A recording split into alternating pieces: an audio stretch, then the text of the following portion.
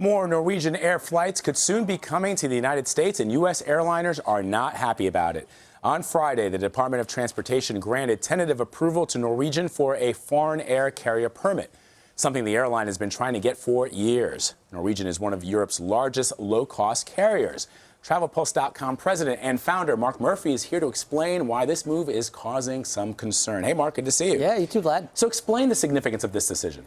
It's not that big a deal for the U.S. carriers. I don't understand why they're so crazy about it. Just the idea of competition, I think, frightens them because they haven't had to deal with a lot of competition, at least domestically. See, this is so funny because we always say in America, we love competition. Of course we do, unless it's against us. Right. We don't want anything going against us. So here's the challenge. They're going to fly long-haul flights with cheap seats. So the legacy carriers who are getting good numbers, good fares on these long-haul flights are concerned that that's going to drive their pricing down.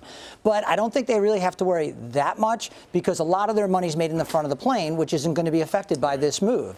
So the legacy guys are going to be fine with the front of the plane. We're talking seats that are $7,000, $8,000, where a coach seat might be $700, $800. But what's going to happen is that back of the plane is going to feel it because you, as a traveler, are going to gravitate towards the cheapest flight. Right. And that's how they buy. Why did they decide to do this now?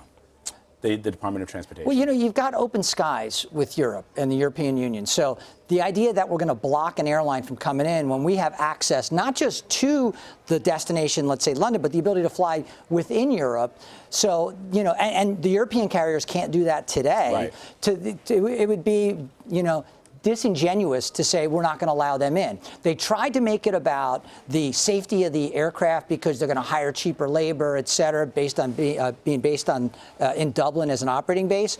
That's nonsense. They're going to have to live up to our standards in terms of safety, and it really was about the dollars and cents coming from the major carriers. Could we see other European low-cost carriers following this model and pushing to come to the U.S.? Ryanair and Ryanair filed to do it back in around 2007, and then they canceled it because it's very hard to make money on these longer haul flights. So that's going to be the challenge. But the way that they're going to do it is going to operate smaller aircraft. It's going to be single aisle aircraft, not these wide body aircraft. And it's all going to be about filling up those planes and going to secondary cities, which I think is a good thing for the travelers because a lot of secondary cities lost airline connections and airline flights that were nonstop. This is going to bring them back, which I think is going to help stimulate some of these places, especially from a commerce standpoint between Europe and the U.S. It could very well benefit those local markets, especially. That's why the airports like Providence and Pittsburgh, who've lost a lot of flights, they want this airline coming in. How do you see U.S. carriers competing with Norwegian Air's cheaper flights? Are they going to lower their flights, or are they just going to keep them the same and focus on the business and first-class travel? So I think they're always focused on taking care of that first-class and business-class customer. What they're going to do with the lower stuff is they're going to match